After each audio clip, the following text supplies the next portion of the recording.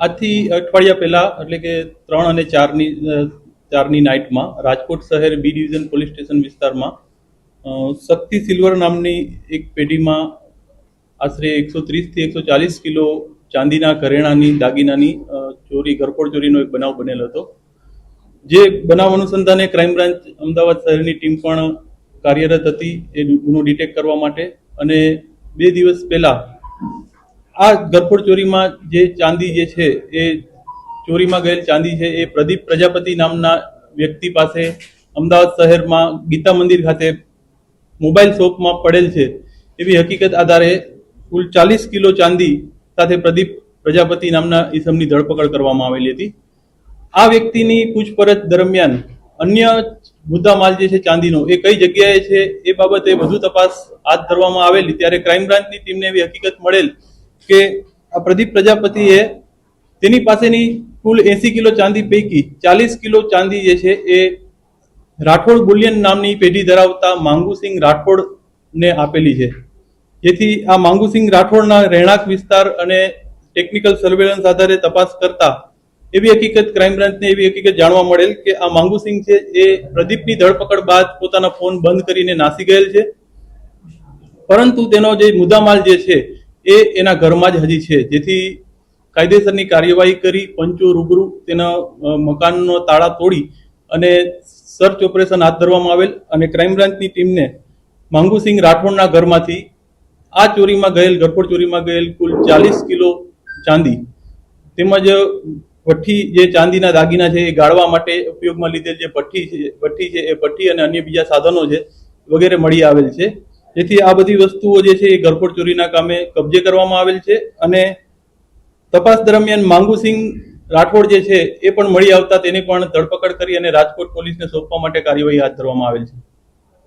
આ માંગુસિંહ રાઠોડ જે છે એમને ધરપકડ કરી અને પૂછપરછ કરવામાં આવી ત્યારે એવી હકીકત તેને જણાવેલ છે કે એક વિક્રમસિંહ દેવીસિંહ રાજપૂત કરીને એડવોકેટ છે જે આ ચોરીને અંજામ આપનાર મુકેશ પ્રજાપતિ સાથે સંકળાયેલો છે.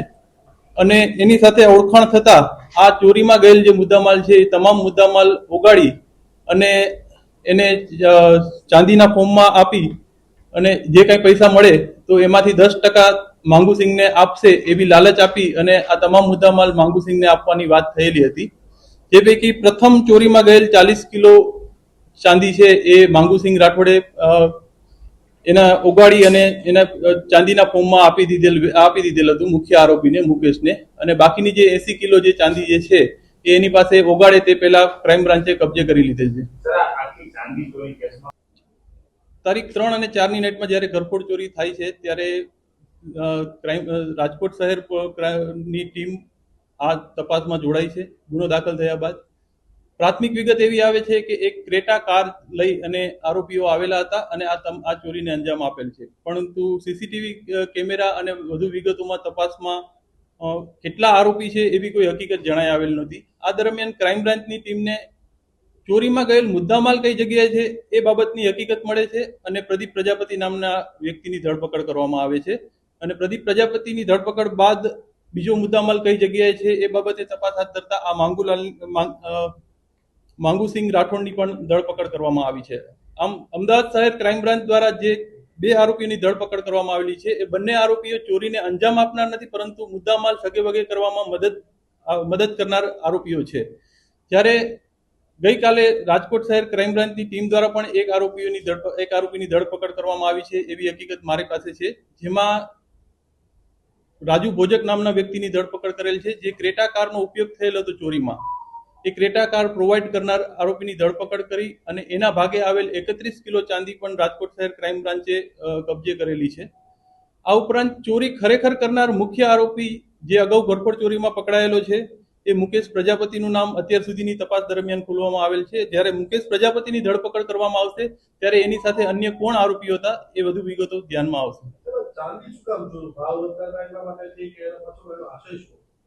આ બાબતે પણ ચોરીને ખરેખર અંજામ આપનાર મુકેશ પ્રજાપતિ જ્યારે પકડાશે ત્યારે જ પ્રકાશ પાડી શકાશે.